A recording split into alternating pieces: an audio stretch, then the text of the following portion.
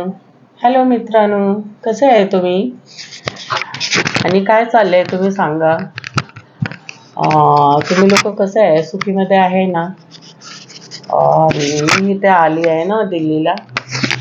तर मला असं वाटत होतं की मी कोणाशी बोलू मराठी, कारण मला मराठी खूप आवडतं ना. तर आता इथे तर कोण आहे ना मराठी बोलायला, तुम्ही आता कोणाशी बोलणार. तर म्हटलं बघूया, एक लॉंग व्हिडिओ बनवते.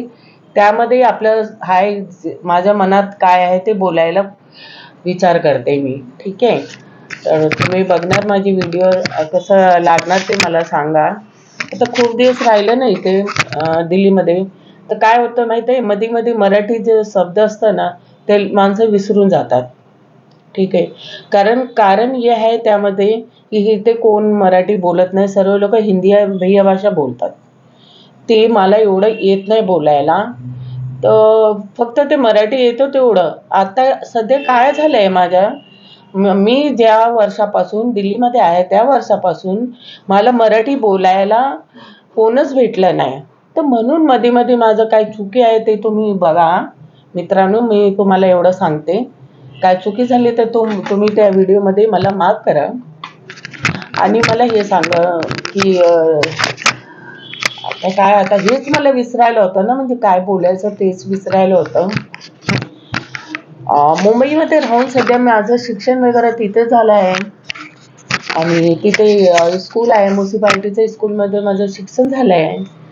आणि मला तिथे राहायला खूप आवडतं. माझे आई बाबा होते, ते आता आहे ना सध्या, आई बाबा माझे वारले आहे. तर मला हे दुःख आहे. मला असं वाटतं माणसाला कधी कधी बोलायला पाहिजे, पर बोलू तर कोणाशी बोलू. आपलं मनाचं काय बोलायचं ते कोणतरी पाहिजे ना आपल्याला बोलायला. तर इथे असं कोण आहे नाही की मी आपल्या मनाचं काय दोन शब्द बोलू. तर मला असं वाटलं की मी एक व्हिडिओ बनवते आणि तुमच्याशी बोलायला लागते. आणि माझं एवढं तर मला खात्री आहे की थोडं तरी तुम्हाला माझी ही व्हिडिओ पसंत येणार, असं तर मला वाटतंय. आता बघा इथे मच्छर पण खूप आहे. आता काय झालं, एवढं वर्ष इथे राहून अर्ध मराठी आणि अर्ध ह्या लोकांची भाषा मध्ये आली आहे, तर बोलायलाच होत नाही मला. आणि मुंबईचं तर काय सांगू, तिथे गणपती बाप्पा येतात, किती छान लागतं, मज्जा आहे एकदम. तिथे काय म्हणजे वैतागल्यानं नुसतं तर जुवर जाऊन बसायचं आरामशी मस्तपैकी आणि थंड एकदम समुद्राचा वारा घ्यायचं.